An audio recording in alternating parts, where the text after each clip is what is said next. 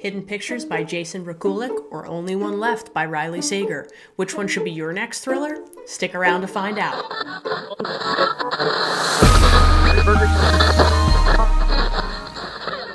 Hi everyone, I'm Amanda at Spineless Books, your one-stop shop for all things audiobook.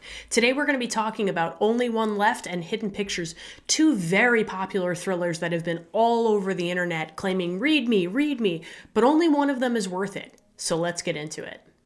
First up is Only One Left. Now this novel follows Kit McDear, a caregiver with a sordid past. Is she a good person? Is she not? You're going to have to read to find out.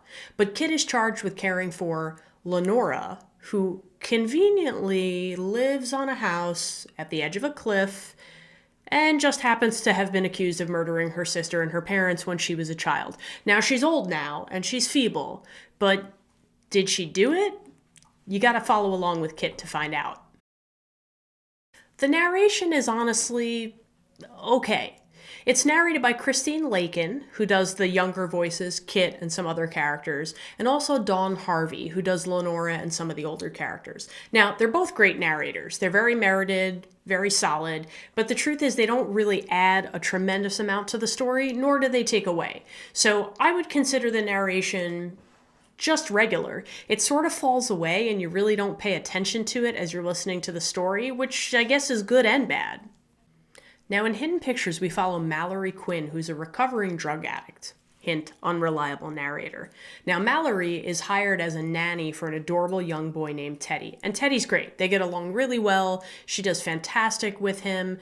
But then he starts to draw some pictures that quite honestly are a little sketchy. Pun intended. So Teddy's drawings are a little fishy, they're a little unnerving, and they make Mallory on edge, understandably. And she goes on a quest to figure out exactly what's happening with these drawings. But do we believe her? The book is narrated by Susie Jackson, who's pretty great as a narrator, but I have to admit, I think she's just a little too polished for a recovering drug addict young lady.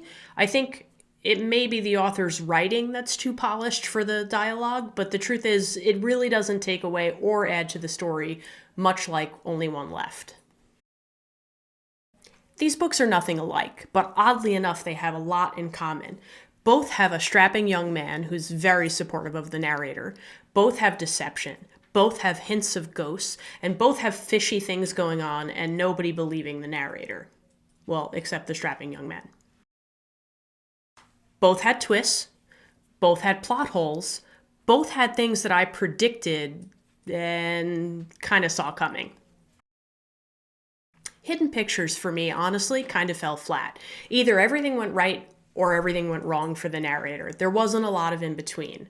Now, I think, honestly, the person who turned out to be the villain, no spoilers, I didn't really hate them enough. It wasn't that big of a deal. So in the end, when the twist happened, I wasn't that dramatically affected. For Only One Left, there were a few parts that I was able to figure out, although for the most part, I was pretty baffled. I have to say that I thought like I knew sort of what would go on with a particular character, and I might have been right that something was up with them, but I wasn't necessarily right with how, and the twist just kept coming. In fact, my only real complaint about this book was that I felt like it kept concluding.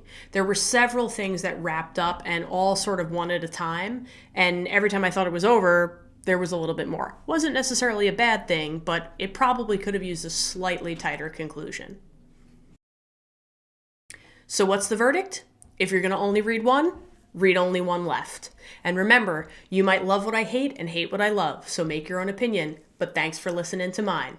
See you next time.